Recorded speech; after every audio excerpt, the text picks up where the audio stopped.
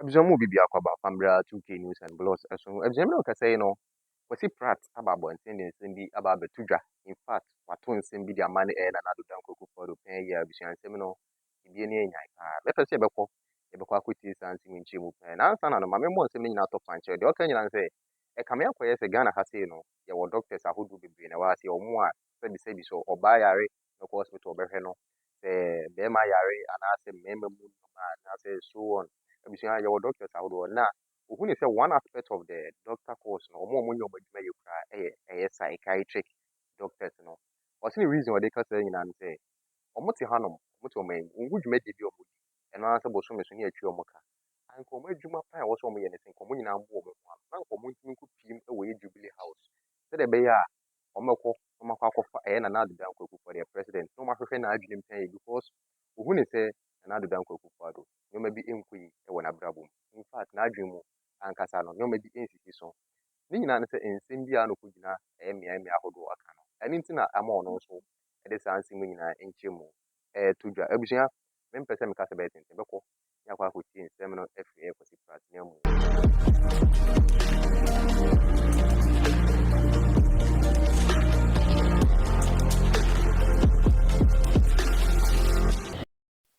What Akuffo writes is something we should sit down seriously and reflect upon.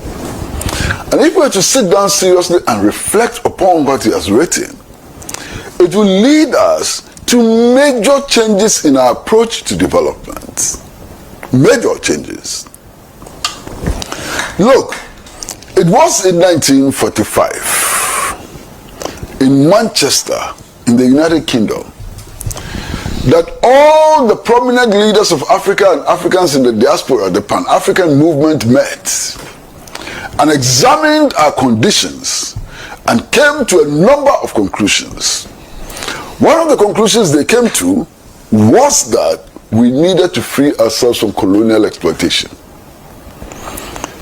We needed to embark upon the national liberation project to break the links we had with Europe and so on. 1. 2, they came to the conclusion that we needed to own our resources and to exploit these resources for our own benefit. And they came to the conclusion that we needed to unite Africa under the banner of scientific socialism. There is no better option than this option which was determined in Manchester. And indeed, if we look back to 1957 to 1966, you can see the tremendous progress that this country made when it followed that path to development. And since we abandoned that path to development, you can see the crisis upon crisis that we continue to suffer. The African people, the Ghanaian people, have no option to the Nkrumah's program for national development, for the acceleration of the national development process, and we need to return to that. My brother Sena, I nearly said Suhini. My brother Sena. I wonder why. Oh, it's clear. Last time also interviewing the interviewer constantly. Sort of said understandable. Yes. My brother Sena. This is where we are. Look, not too long ago, in 2001, the Western countries came up and their allies came up and said, look, there's a solution to our huge indebtedness and lack of development. And they christened it HIPIC. They had a program called Highly Indebted Poor Countries Initiative. And were compelled to adopt HIPIC. At the time, we were spending 2/3 of our export revenue on debt servicing. Mark you, 2/3 not of the gross national revenue, of export earnings alone on debt servicing. And we're crying. We said this was not sustainable. They told our leaders to climb the mountain tops and to declare themselves highly indebted and poor. We build schools with HIPIC benefits imprinted on them and so on. Our condition today is worse than 2001. Our condition today is worse than 2001. HIPIC resolved nothing. It resolved nothing. And sometimes you wonder. I mean, I always make reference to what Albert Einstein has told us. Albert Einstein has told us that if you continuously do the same things and expect different results, you need psychiatric attention. And we have done the same things over and over and over again and expect the same result. We are always running to the International Monetary Fund for bailout. And after every bailout, our conditions become worse. And we continue rushing to the International Monetary Fund and the World Bank. What are the psychiatrists in this country doing? The psychiatrists in this country must be arresting our leaders and looking into their brains. Because they are doing the same things over and over again and they are expecting different results. The psychiatrists have a job to do. This is the problem. You go to IMF and in a country where one of the major problems confronting us is unemployment.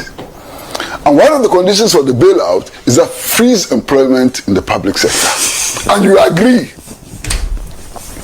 You agree. So how are you solving that problem? In 1982-83, look at the disaster which befell us because we went to the IMF and the World Bank to teach us how to resolve our problems. We were told to retrench labor. In less than 1 year, we retrenched more than 300,000 workers. They lost their jobs. Is that progress? If you have a leadership who thinks that this is progress, my goodness, then we are in deep, deep trouble. They told us to privatize state enterprises, and we sold state enterprises like mad. We even went to the extent of establishing a divestiture implementation committee. Now, Senator, tell me today, of the 400 and so enterprises that we sold, how many survived? How many did well? Out of 400, today, only 2 are surviving. Only 2. Movenpick, Ambassador, and Golden Tulip. All the rest have collapsed. So this nonsense about the private sector being the engine of development has been totally discredited. We've handed everything over to private hands and everything has collapsed except 2. And even the 2, tell me how they benefit our nation. Doesn't make sense. Now also take note, the people who are constantly telling us that the private sector is the engine of development, is the engine of growth and so on. Anytime they take power, all of them run from the private sector like Usain Bolt and take over the state structure. All of them. So if the private sector is the engine of growth, if the private sector is the engine of development, why don't they stay in the private sector?